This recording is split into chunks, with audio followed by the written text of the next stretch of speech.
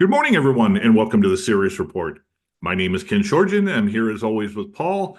And Paul, we've talked a lot this week regarding Ukraine, Russia, Putin, the conversation with Trump. But we have to definitely look at how Europe and NATO is being affected by this. Paul, as always, I want to thank you for being a part of this great discussion. And you want to start out with the Weimar Plus um, document that they came out with?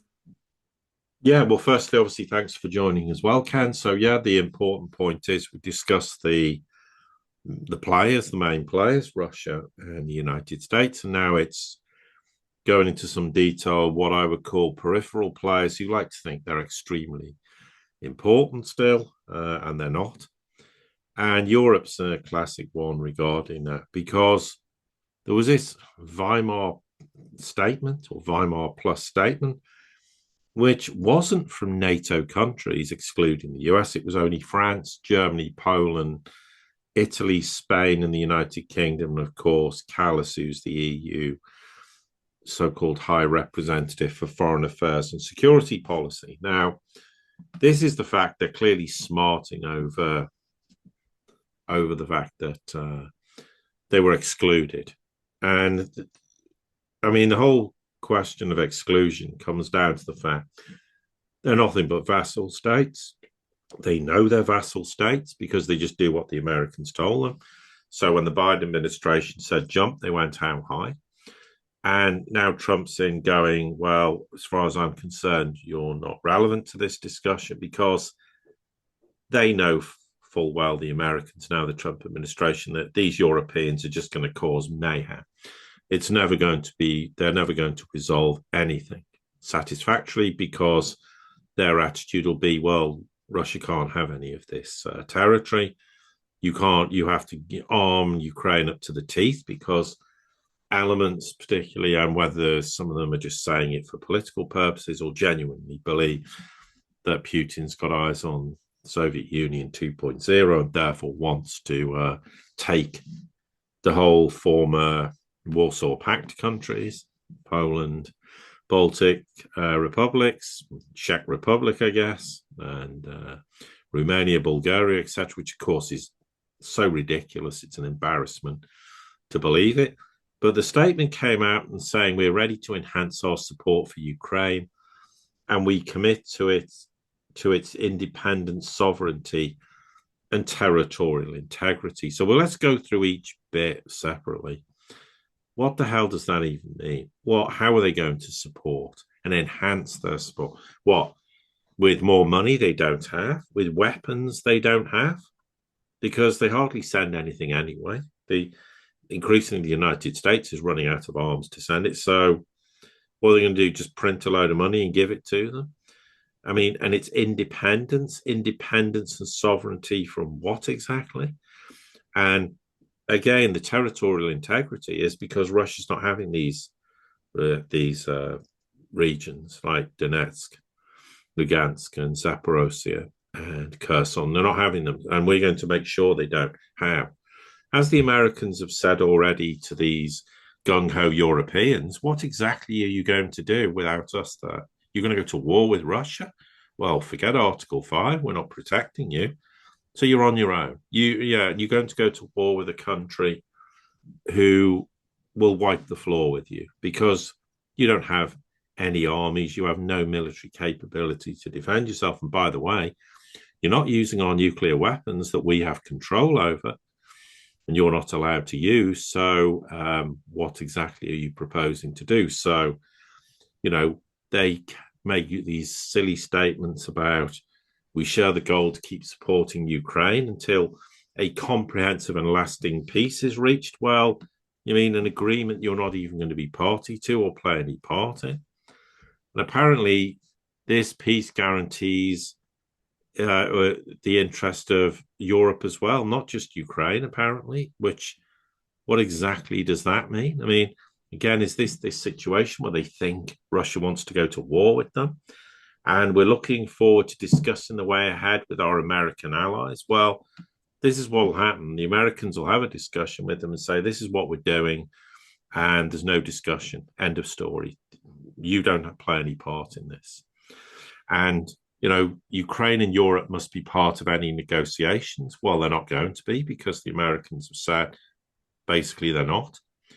I mean, and, they want strong security guarantees. Well, America's already said we're not getting involved. So who's providing the strong security guarantees? The Chihuahua, which is NATO members in Europe? Absolutely not. I mean, and it says, we recall that the security of the European continent is our common responsibility, and we want to strengthen our collective defensive capabilities. Well, in essence, this is a way of Europe talking itself into another sort of Cold War without the United States. And it's going to spend huge amounts of money protecting itself from a Russian country who's no interest in invading them or going to war with them for obvious reasons. But it's just they're smarting from the fact, all the Europeans and NATO European countries, that they weren't given a seat at the table, that their perspective is ignored, and they should already realize why, because they are vassal states. And if you're a vassal state, who cares? No one's interested in what you have to say. You're there just to turn a smile when someone says smile at the cameras, agree with the Americans, and keep your mouth shut apart from that. Well, that's exactly the same. But suddenly, because they've now got Trump in, and Trump's not making the same noises at Biden, they think they now have to stand up and flex their own muscles. But the question is, and I'll park it at this question, because obviously I want you to comment on this as well, Ken, is what is Europe's idea of future protection of Ukraine? What do they think it means? Perhaps the best way to answer that is a statement I found from somebody who tweeted this out the other day. When historians look back at how the European Union and NATO ultimately destroyed themselves, they will note, ironically, that the country that led to their doom wasn't a member of either. Well, yes, absolutely. And I think that's what I mean, you have to look, obviously, he continues to push for the conflict to continue. Our favorite EU defense minister, or whatever, Kayas, or whatever, how we pronounce her name, wants the war to continue.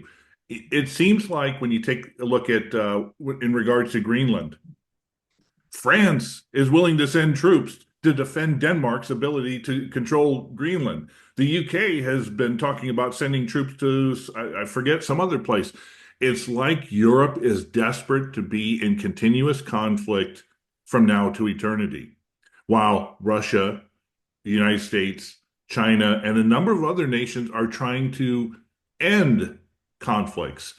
And I think this is also why, if you really, and I may be putting thoughts or words into President Trump's mouth regarding this, but I think he is absolutely disgusted with Europe.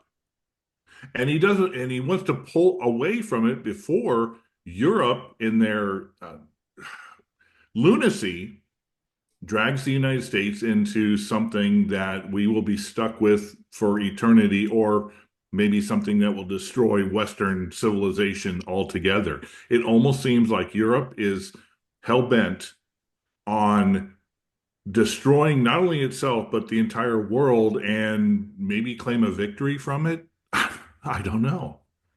Well, here's the fundamental difference. Trump gets elected. Trump can walk away from Ukraine with an agreement, and the American people, frankly, will just move on and go, Trump's ended the war. That's what we're bothered about.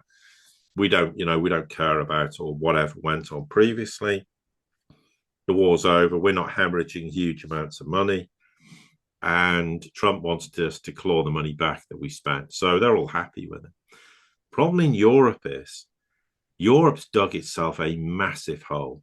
And unless it's able to sell to its people that somehow Ukraine won this war and Russia didn't, their political futures are, to say precarious is an understatement, because they backed a war that involved saying nothing about Nord Stream being blown up, even though the Americans did it, and everybody knows the Americans did it, but they won't say anything. They backed a war that they couldn't afford to finance. They don't have the military capability to assist in the war. They're being proven to be useless in terms of the military support they provided. And they've been proved to just be a lapdog of the United States. And all these people's political career was on, well, we'll be prepared to wreck our own economy. The Ukraine is more important than our own economies. And, if we don't stop Russia, then Ukraine loses the war, then we all lose. And if the war ends and nothing else happens, they're going to look absolutely idiotic. So they've invested all this economic, political capital into defending their position. And then Trump comes along and just pulls the rug from under them. So they're desperate to try and make themselves relevant again, because the people in Western countries are going to go, hang on a minute.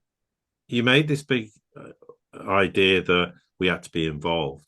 You claimed that, it's vitally important Europe is part of negotiations, is part of the war effort, and we have to make all these sacrifices. And now you're basically just capitulating to the Americans. Well, they just want to stay in political office because it's the only thing they can do, and it's the way they can make obscene amounts of money doing who knows what. Well, when that gravy train's over, what are they going to do? Stack shelves in a supermarket? Because that's their level of capability. So they're desperate to retain some kind of relevance in this situation that's rapidly, slipping through their fingers. Now, the problem, of course, Europe isn't thinking about with regards to this is, what are they exactly going to do in the future to protect Ukraine? Let's imagine the Americans and the Russians do reach an agreement. It's pretty much what we might expect it to be. The war ends. What's left of Ukraine is Ukraine. And Europe's bankrupt anyway. It's economically, financially in serious trouble. And then the Americans are going, well, don't look at us. We've reached a deal with Ukraine. You're going to give us these rare earth metals or whatever it is and pay all your money back. And it's going to go to Europe. Well, it's a European country. You want it in the European Union. You're going to bankroll financing you to build Ukraine, which could cost, who knows, hundreds of billions of dollars or euros. They haven't got to spend. So how exactly are they going to help Ukraine? How are they going to protect Ukraine in the future from what they perceive as a Russian threat? With what? It has nothing to protect. I mean, and then the question is, what does the United States think about having US nuclear weapons on Europe's soil? Are they going to allow them to stay there? Or is the United States going to go, we're bringing them home? And we'll see if the Chihuahua wants to bark at Russia anymore. Then there's all the United States' bases all over Europe. Are they going to stay there? If they're not, if they're basically saying it's down to you to defend yourself. So they've not remotely thought this through. They're just thrashing around, making ridiculous statements to try and retain relevance, because they don't like the idea they've just been humiliated, and they feel as though the United States is stabbing them in the back, and the United States is only interested in what suits them and Russia, and therefore they can't cope with this. And also, the question is, we're back to my point. There are certain people in NATO countries who were post 1991 who do suffer, as far as I'm concerned, from Cold War PTSD. And as far as they just cannot logically and coherently think about Russia in any other way than they're the Soviet Union still. And these are decision makers and people who should be nowhere near making decisions. The other thing is, they need to stop being vassal states of the US and actually stand up for what they need to do and what is in their interest, and not in the interest of a project which was a failed one from the US perspective through a proxy war, and go, we just need to avoid this like the plague. Yes, there needs to be security guarantees, but there needs to be security guarantees for all of Europe in a Eurasian security model, including Russia. they're not going to want to entertain that in any way, shape, or form. So the question is, how much are the Chihuahuas going to keep barking when the US just walks away and goes, you're on your own and we're not prepared to help you? So, the challenge for Europe is, what sort of defense do they want to provide themselves? Who are they defending themselves against? Are they going to keep barking at Russia all the time, or are they just going to grow up and start to formulate a better relationship, and all this Cold War mentality, stop seeing Russia as an enemy that isn't an enemy? And Ukraine needs massive internal problems to be resolved. And what's Europe going to do about this? Is Europe going to stump up all the money to regenerate Ukraine? They haven't got the money. So they're not going to be able to do anything other than make lots of noise, sound like they're important, but frankly, they're irrelevant. No, absolutely. And if you think about it in Europe, many of the nations in the European Union are sitting on the cusp of losing control of their neoliberal, neo-conservative type of governments. What they call right-wing extremists, but it's really just more conservative forms of government, are very quickly winning parliamentary seats to the point of moving into the prime ministerships and the presidency. And if there is not the Damocles sword of look, Ukraine, we've got to be in together in this, united. If that's no longer an issue, people are going to start looking more and more at their own domestic problems. And a lot of these governments and a lot of these elites are going to have to answer, especially as people move forward. There's something else to take into consideration. I read somewhere is there are a few million Ukrainian quote unquote refugees who have been, they ran across the border when the conflict started, whether to avoid getting press ganged or to, just don't want to be a part of it.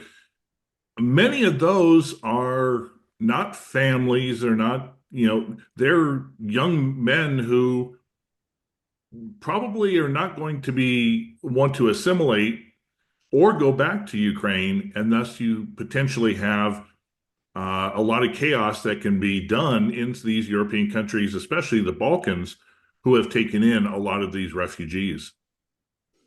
Yeah, and then we come on to the subject of Ukraine itself, and Ukraine's been basically persona non grata as far as the US is concerned about an agreement. So that's basically saying we have no trust in Zelensky. Zelensky is going to have an election sooner rather than later. The US will force this and then he'll be gone. Who's going to replace him?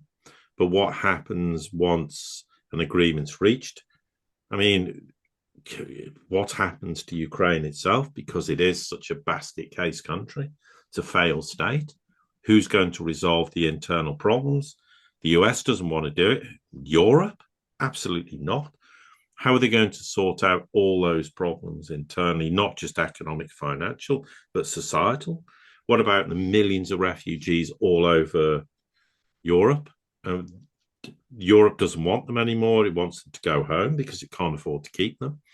Do they want to go home? I mean, and because Ukraine's lost huge amounts of people, many millions have gone to Russia. They'll never go back. Of course, they'll stay in Russia. But the country's being basically created from the inside. Then there's the issue, well, at some point, is Poland and Hungary and Romania going to want the bits of Ukraine back that are theirs? Is that going to rear its head? So there's a huge amount of internal problems in Ukraine. But Zelensky thinks he's bargaining chip with Trump so he can try and stay in power. Is, well, we'll give you access to our resources and we'll come up with some agreement where you can help rebuild the country, and I can, because Zelensky wants to try and stay in power. Well, that's extremely unlikely that will happen. But then the question is, who replaces him? We have no idea. I mean, because if it's a democratic process, then the most surprising candidate might win. So it's a complete and utter mess in respect of Ukraine itself. And they arguably, as I made the point on X not that long ago, Zelensky should have realized, or is starting to realize, he'd be better off talking to the Russians to make a deal that would benefit him. He doesn't want to do that. He's not going to do that. So, and Russia doesn't really want to talk to him because they don't think he's a legitimate president, which arguably under the Constitution he's not. Then, on that basis, the fact that they don't want to talk to him, and even though it would be in his interest to do so, that window of opportunity is gone. So now he's just going to have to make do with what the Americans tell him. But internally, this could cause enormous political problems because there is clearly some disgusting gravy train going on in terms of people stealing money, misappropriating money, stealing arms, selling arms to who knows where. And while this war's carrying on and Zelensky's and his government and everyone else is really angry that they've been thrown under the bus, they might do some harebrained things and try and sell arms to who knows what, might decide to do something idiotic in the context of the war. It's interesting to note how all those long-range weapons have stopped being used. Well, they try to use them themselves, and maybe they'll have some success in inverted commas using them. It creates a huge problem if you cut them adrift, basically say you're no longer relevant as far as the war is concerned, but the war's going on. So what might Ukraine do as a result of that? No, absolutely. And Ukraine has not been, like I said, Ukraine throughout its history, go back to really when it broke apart, it was a hodgepodge of Turkish, Polish, Lithuanian, Russians who just were outcast and, conjured up to Kiev. And we saw during World War II where their allegiances lie. So it's not, it's ingrained in their culture. They're not exactly going to be the type of nation, government, or peoples that are going to work well with either side, Europe or Russia. So with that being said, what's going to be the outcome? Frankly, there's going to have to be some control or change or, development that's going to take place, but it can't be with the current in any capacity Ukrainian government being involved, in charge of this. So we've talked about this before. There's a very good chance when all is said and done, depending on how far Russia goes into the country, that the remaining western part of Ukraine could just dissolve into part of Poland, Romania, Hungary, who knows where. Ukraine is a short-lived nation. It really was born for 3 years during the time of Stalin, and eventually got swallowed up into the Soviet Union. And then in 1991, it's only been around for 30 years. It's not like it has a massive history. It's been part of other empires for the majority of its time, and I think it's really relevant that eventually it's going to morph into that as well. Well, yeah, and the other thing is the US, as I say, wants an exit strategy, wants to pretend it was never there. It's not going to give a damn what happens after that internally in Ukraine. If Ukraine falls apart, it ends up with quasi, I wouldn't call it a civil war, but you just don't know what's going to happen because we've had 3 years of war. There's various factions and entities that will profusely disagree with each other. And it's probably as much as anything in the US's interest as well to say the less military capability Ukraine has, the better. And it's interesting how suddenly Zelensky came out again and makes this point, well, if we're not in NATO, we want nuclear weapons. And there's clowns in Europe going, yeah, that's a good idea. Well, just not thinking at all logically what this would mean. But the problem is it's a collective issue between Europe, who's totally and utterly bereft of any capability to run anything. Because ironically, of course, Europe is a US or Papa Bush construct, which was devised to be controlled by Brussels, who are Atlanticists. So effectively, Europe is just a continuation of the US trying to have an empire via NATO, It controls NATO. Every nation is a vassal state, and that's NATO is the United States. And yet Europe is just the United States of Europe that has no sovereignty, no self-determination, is run by a bunch of Atlanticists. So effectively, the whole of Europe's been consumed by the United States for longer than we care to remember. Not every single nation, but pretty much most of them. And you, as you say, rightly, Ken, historically, Ukraine has been very disenfranchised, hasn't really existed as a nation, is now completely torn to pieces. And I mean, how do you begin to resolve the internal problems that will exist for years to come in a post-Ukraine war world? And nobody's in a position to deal with this. And, Europe can't. The United States is not interested. And, there's just entities who've invested so much political capital in Ukraine who are desperate, like Zelensky, desperate to stay in power. But it's extremely unlikely. So, they ought to start focusing on the reality of what's going on and accept the fact that they're not going to be privy to any agreement, because the United States and Russia know neither country is going to be remotely capable. Countries, not countries, Ukraine and Europe as a continent, who are going to be in any position to make any meaningful suggestions as to what needs to happen, because Ukraine wants all its territory back. Europe wants all of Ukraine's territory back. Both want to be part of Ukraine, to be part of NATO. Both want nuclear weapons on Ukraine's soil. They both all want idiotic things that they're never going to be allowed to have. And when that doesn't happen, then there's that moment of sober realization that whatever they thought was going to happen isn't. And then Europe's going to go wash its hands of Ukraine. And in the end, who's going to be there to pick up the pieces for Ukraine? It's probably going to end up being Russia, ironically. At some point, you'll get a government in who'll go, we need to make friends with Russia. It might happen in 10 years. It might happen in 5 years, whenever. And Ukraine will stay as a nation state, I don't doubt. But it'll end up forming far closer ties with Russia, because in the end, Russia's going to be the only nation who's going to be remotely capable or interested to help really build Ukraine and resolve the problems that Europe caused and the United States caused through a proxy war.